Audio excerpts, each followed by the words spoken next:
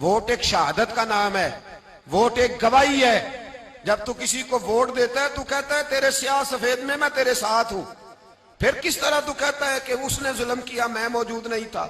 بڑا لوگوں نے برا بلا کہا نا، حکمرانوں نے ختم نبوت پہ یہ کر دیا وہ، تو میں کہتا ہوں وہ تو سارے ٹھیک ہے، غلط تھے تو ان کو ووٹ دینے والے انہوں نے کس مسجد میں آ کے توبہ کی؟ انہوں نے کہا آ کے اپنے نفل پڑھے اور کہا ہم سے غلطی ہو گئی ہم بھول گئے۔ وہ کدھر ہیں وہ لوگ جو ان کو سپورٹ کرتے ہیں؟ یہ خود آ جاتے ہیں۔ ہمیں نہیں پتا کہ جس کو ہم ووٹ دے رہے ہیں وہ ظالم ہے، ہمیں نہیں پتا جس کو ہم ووٹ دے رہے ہیں وہ جابر ہے، وہ فاسق ہے، وہ چور ہے، وہ ڈاکو ہے، وہ بے ایمان ہے، رسا گیر ہے، پھر بھی لائن میں لگ کے ووٹ دیتے ہو، پھر بھی برابر کے شریک ہوتے ہو۔ پتہ نہیں وہ کون ہے، ساری خبر ہے۔ کیا مانگا تھا یزید نے امام حسین سے؟ ووٹ تو دے دیتے چپ کر کے امام حسین۔ مسجد نبی میں بھی تو جمعہ پڑھاتے تھے، مسجد نبی میں جمعہ پڑھاتے تھے، مدینہ شریف میں مصطفیٰ کے جانشین تھے۔ یزید کہتا تھا جو آپ کہیں گے مل جائے گا، پر امام حسین نے فرمایا یہ نہیں ہو سکتا کہ میں مسجد نبی میں نماز پڑھاتا رہوں اور میرے نانا کی امت پر کوئی ظالم مسلط رہے، یہ نہیں ہو سکتا۔ ووٹ مانگتا تھا، ووٹ۔ تجھے ووٹ کی قدر کا نہیں پتا؟ امام حسین نے 18 سال کے نوجوان سے لے کر 6 مہینے تک کا علی اصغر قربان کر دیا، پر ظالم کو ووٹ نہیں دیا۔ تیرا کیسے حوصلہ پڑتا ہے؟ پھر تو 10 محرم کی دیگ بھی پکاتا ہے۔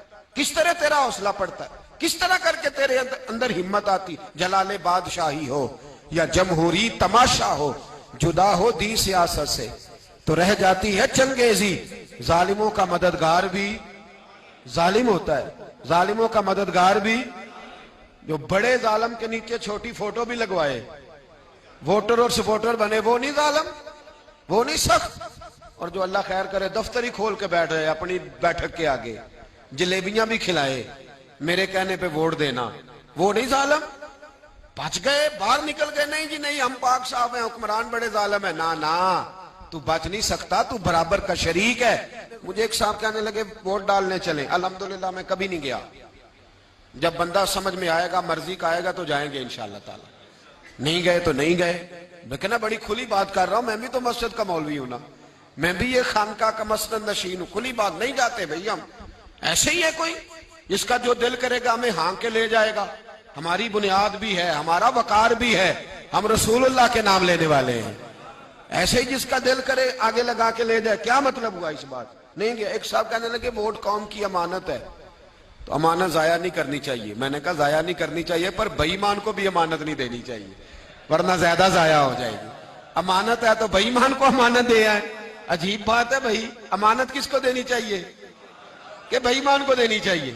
ووٹ قوم کی تو کس کو دینا ہے؟ اللہ خیر فرمائے، پتہ ہمیں سارا ہے۔